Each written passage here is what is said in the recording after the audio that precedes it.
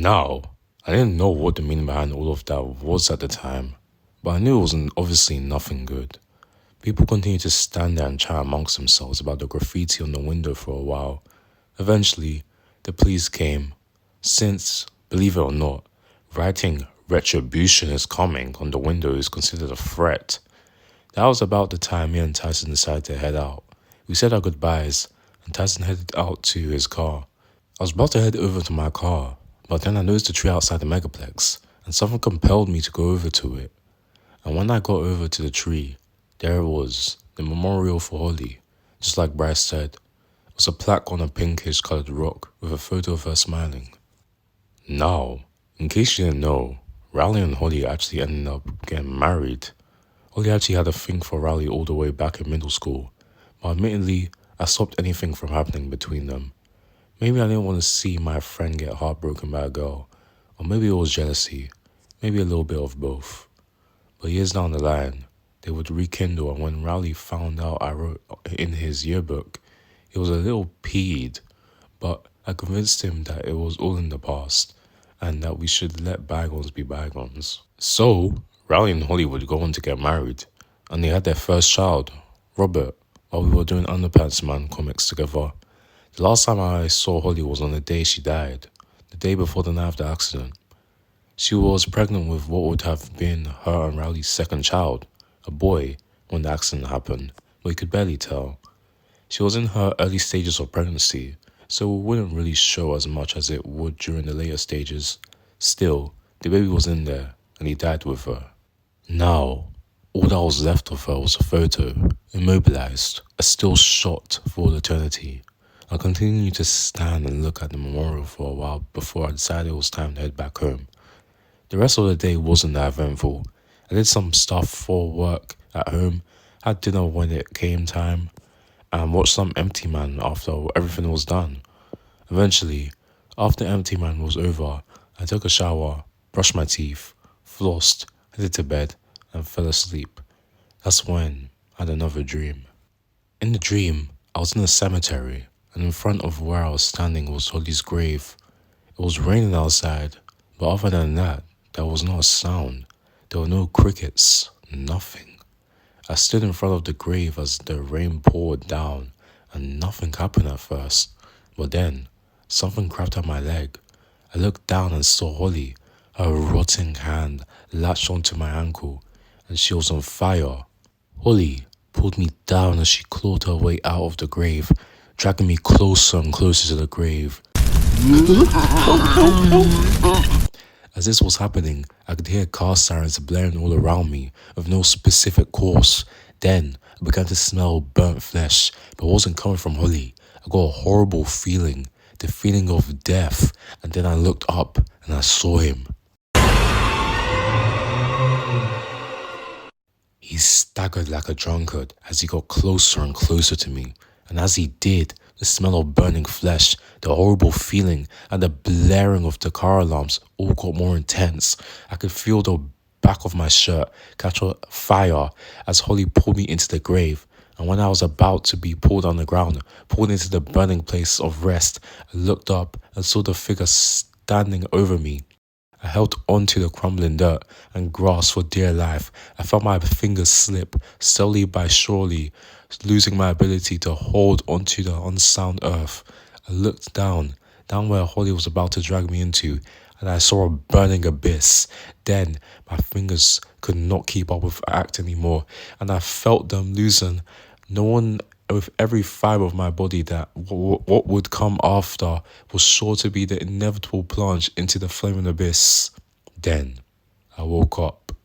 I was in my bedroom. There was no gravestones, no Holly, no figure. After I got myself together, I went to the kitchen to get myself a glass of water. I figured I wasn't going back to sleep anytime soon, so I decided to sit on the couch and watch TV to get my mind off things. Neither Empty Man or any of the shows I liked were on, so I turned on the news to see what was going on. When I did, I was immediately greeted by a picture of that guy I heard talking to his wife on the phone in the bathroom. The reporter said that he and his family were kidnapped, and that his neighbor reported that their house looked like the house was broken into and that nobody was there when he checked the house. The report went on to say that when police investigated the home, they found evidence of a struggle, and when they interviewed residents of the neighborhood, many said that they had seen a suspicious masked figure walking around the neighborhood by the house where the victim lived. Breaking news, okay? Jace DeMarco, one of the project managers who helped with the designing and planning of the recently opened Plainview Megaplex, is suspected to have been kidnapped. DeMarco's wife and their two kids, Jace and Lena, have also been reported missing. I thought back to the masked figure in the crowd, how Jace's wife thought they were being targeted, and the message on the wall, retribution is coming. Was this the retribution? Then the broadcast came on. It was the same masked figure at the mall, and he was standing in a dimly lit room with the camera pointed at him.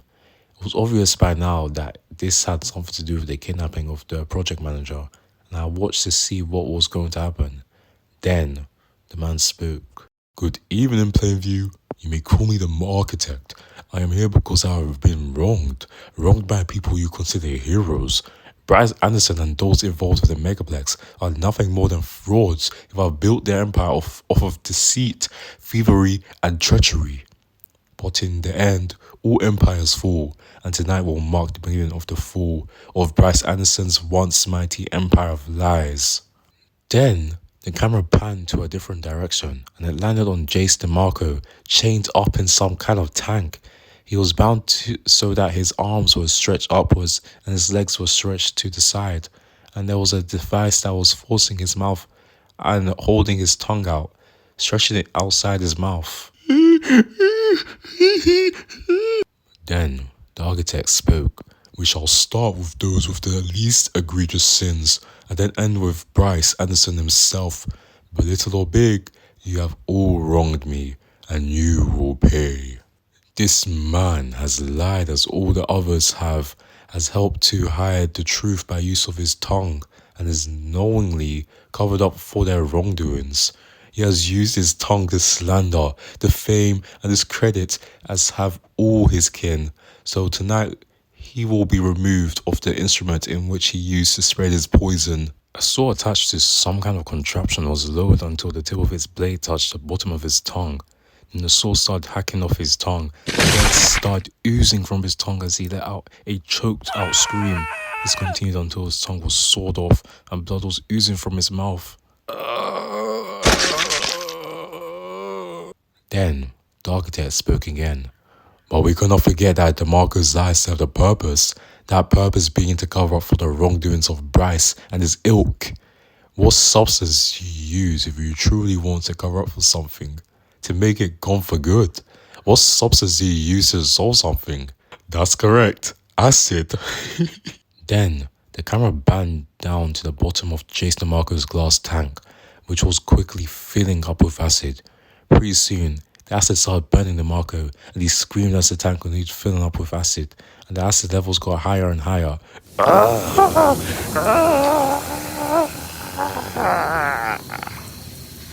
DeMarco's face burned off as the acid filled up, and pretty soon the whole tank was full.